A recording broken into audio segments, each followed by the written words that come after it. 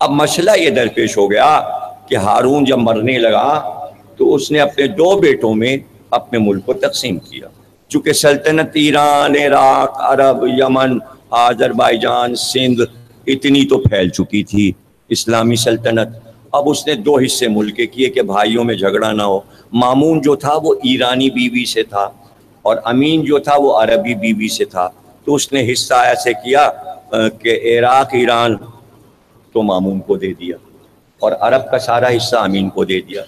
مامون نے کیا چالاکی کی؟ اس نے منت مان لی. اس نے منت یہ مانی، پروردگار امین سے پورا ملک مجھے مل جائے اور میں پوری سلطنت کا مالک ہو جاؤں. اگر مجھے پوری سلطنت مل گئی تو میں آل محمد کی جائز، جو کہ تخت پہ بیٹھنے کا حقدار ہے، بادشاہ بننے کا جس کا حصہ ہے تخت، میں آل محمد کی کسی فرد کو تخت دے دوں گا. اللہ نے دعا سن لی. اب ابھی تو اس کی نیت بدلے گی، لیکن نیت بدلتے دیر نہیں لگتی. نیت بدلتے دیر نہیں لگتی، اس لیے کہ منت تو یہ مانی امام حسین کی کہ یہ کام ہو جائے. کہ جیسے ہم 2 دیگیں بریانی کھلائیں گے اور جب وقت آئے تو ایک ہی دیگ لے آئے. کچھ نہیں کہتے امام حسین، کہتے ٹھیک ہے بھائی 2 دیگ مانی تھی، بیچارے کے پاس پیسے نہیں، 1 دیگ لے آیا. امام حسین رحیم کریم. لیکن اگر یہی منت حضرت عباس کیا مان لی کہ 2 دیگیں چڑھانی تو پھر 2 چڑھانی ہیں. اب ایک عورت نے جناب منت مان لی کہ بیٹا ہوگا تو جو میرے گلے میں سونے کا توق ہے وہ میں روزے میں چڑھا دوں گی. اور اس نے کیا کیا؟ چاندی کا بنوایا، اولاد تو ہو گئی. حضرت عباس کے منت میں چاندی کا بنوایا کہ اس میں سونے کا پانی چڑھا اور لے کے پہنچی اور سونے کا پہنے ہوئے. اب وہ زری میں ڈالنے لگی. جیسی ڈالنے لگی نقلی والا تو اصلی والا زری سے چمٹ گیا. اب چھڑائے نہیں چھوٹ رہا. ارے بھائی بارگاہ عباس ہے، یہاں نہ جھوٹی قسم ہو سکتی ہے نہ جھوٹی منت. ارے عباس تو امام زادے ہیں اور 2 معصوموں کے بھائی ہیں. علی رضا تو امام اور معصوم تھے. منت مانی کے امام رضا کو تخت دے دیں گے. اللہ نے کہا لے سلطنت. جنگ ہوئی، مامون جیت گیا، امین مارا گیا. اب مامون پوری سلطنت کا مالک.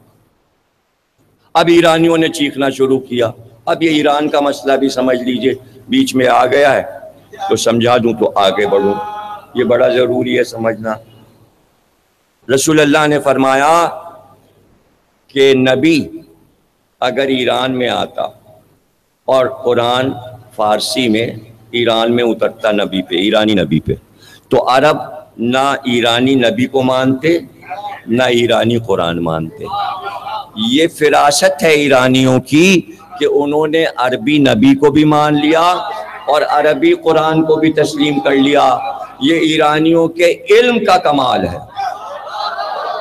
یعنی ان میں کفر اور انکار نہیں تھا ایرانیوں میں، اس لیے کہ وہ علم پسند ہیں.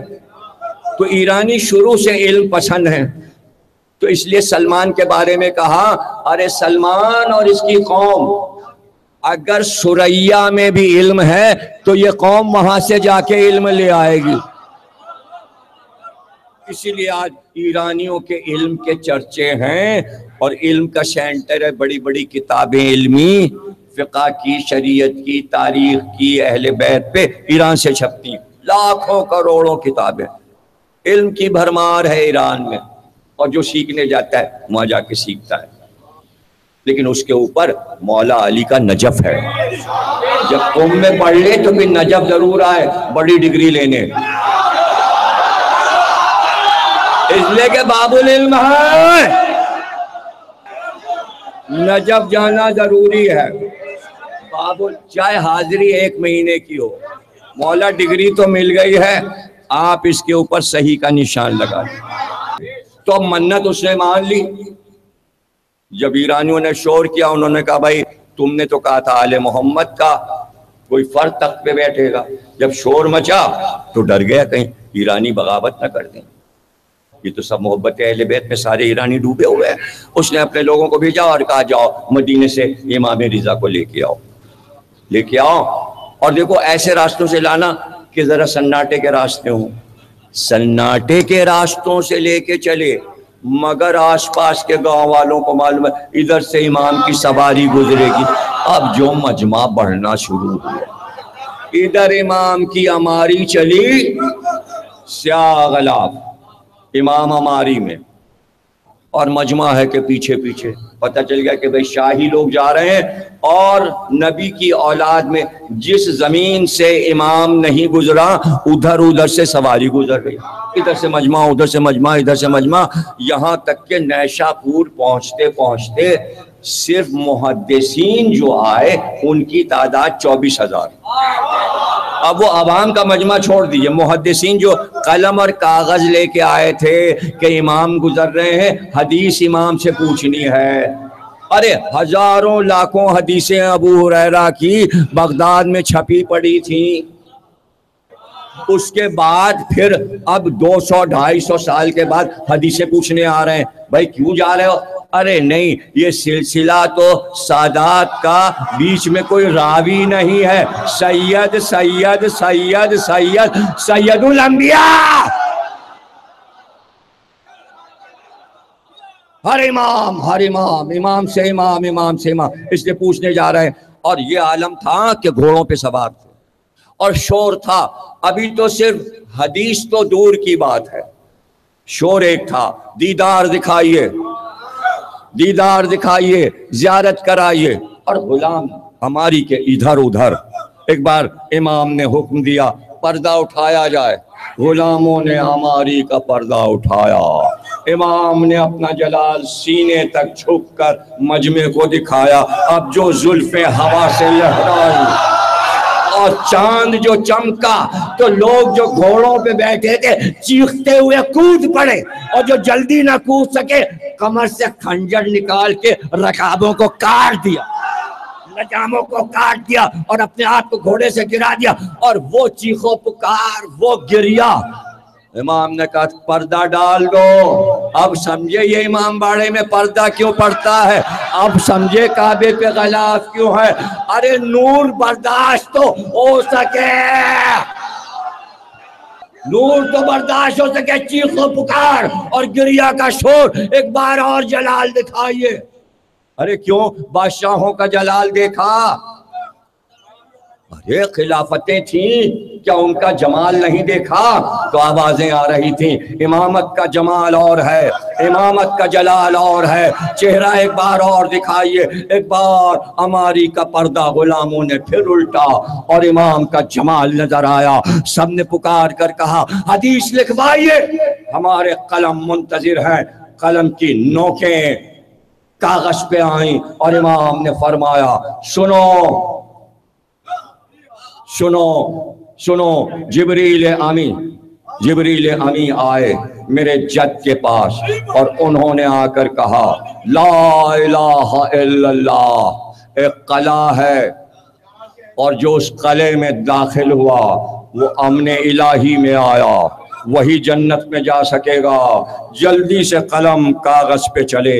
24,000 قلم چلے تو کاغذ پہ قلم چلنے کی آوازیں آ رہی تھی. ایسا سناٹا ہوا. اس آواز کو کہتے ہیں سریر کلب. میر انیس نے اپنے سلام میں یہ لفظ استعمال کیا ہے, سریر کلب, اور کہا ہے بلبل چہک رہا ہے. قلم کو کہا ہے کہ چلتے میں جب مدح اہل بیت لکھتا ہے تو قلم سے آواز آتی ہے. تو آواز آ رہی تھی, سناٹا ایسا تھا. غلام نے پردہ ڈال دیا. مجمع چلایا زدنی بیانہ, اس کے آگے بیان ہو جائے. سواری آگے بڑھ گئی تھی اور مجمع 7 لاکھوں کا دونوں طرف لکھنے کو تیار, محدثین تیار. ایک بار غلام نے پھر پردہ الٹا.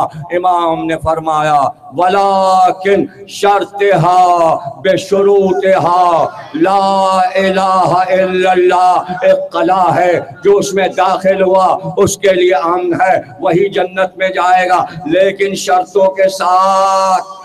نقاب گر گئی, پردہ گر گیا، مجمع پھر چیخا، ہم نے لکھ لیا جتنی بیانہ کچھ اور بیان ہو جائے۔ سواری آگے بڑھ گئی، چیختے رہے لوگ آگے لکھائیے۔ پھر پردہ الٹا گیا اور اس کے بعد فرمایا بے شرطہا و شروطہا، اس کے بعد فرمایا انا بے شرطہا و شروطہا، ان شرطوں کی پہلی شرط میں ہوں، اگر علی رضا نہیں تو لا الہ الا اللہ۔